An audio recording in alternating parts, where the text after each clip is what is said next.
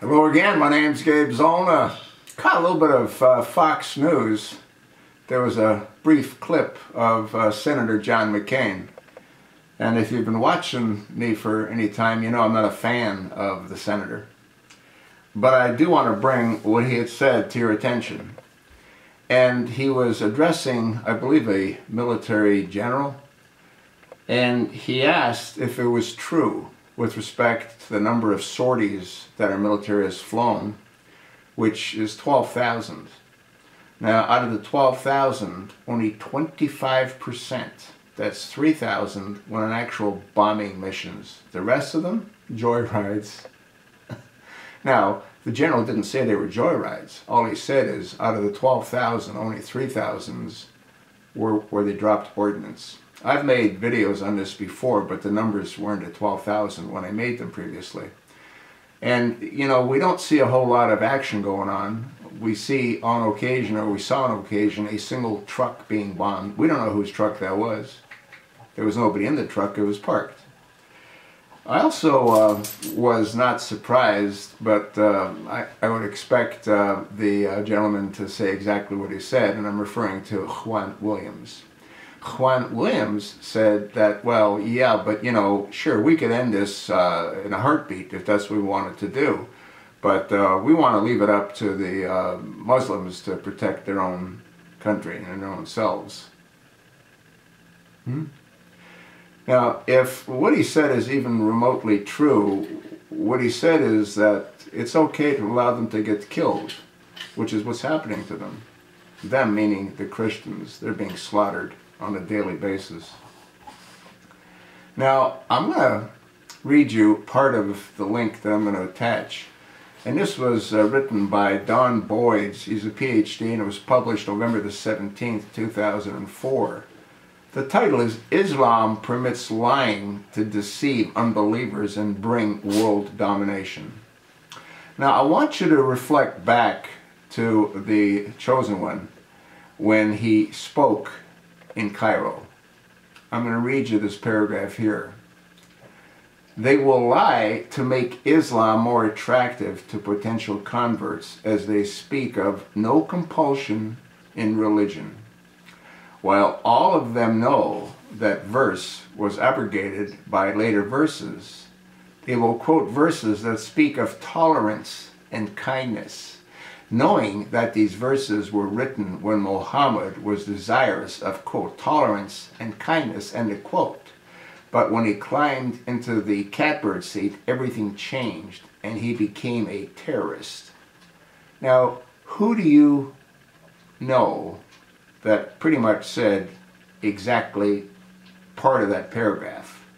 While all of them know that these verses were abrogated by later verses, they will quote verses that speak of tolerance and kindness.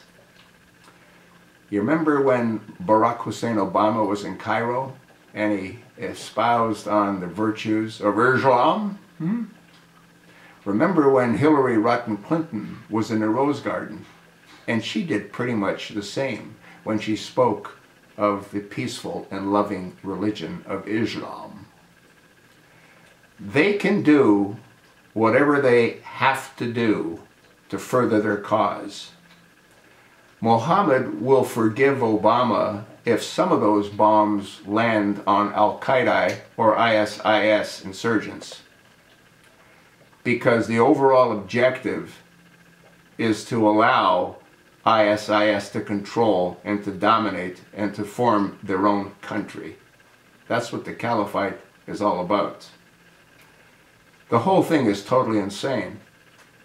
The military has to be part of this.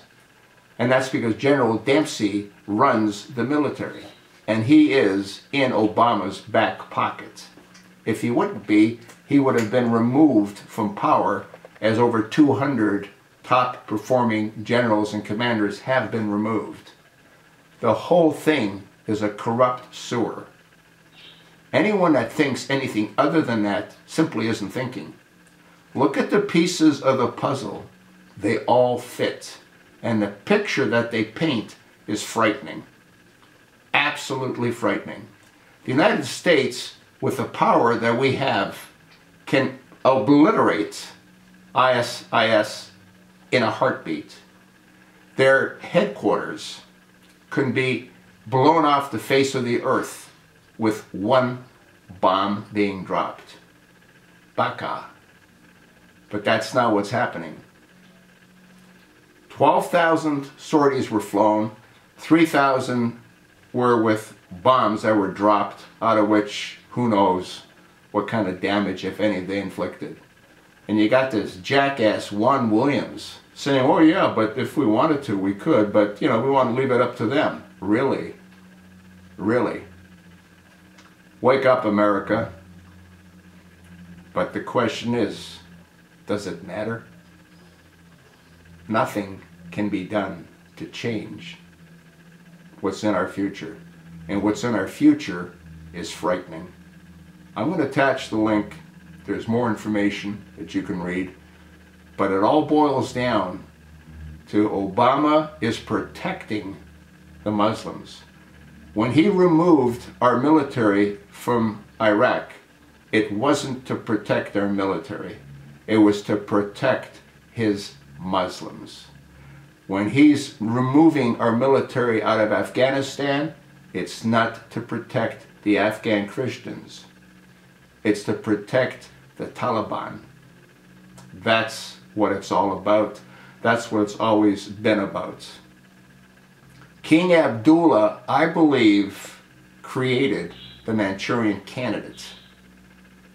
King Abdullah, when he was alive, as a young man, knew the only way to destroy America is from within. Do I think that the Bushes were part of it?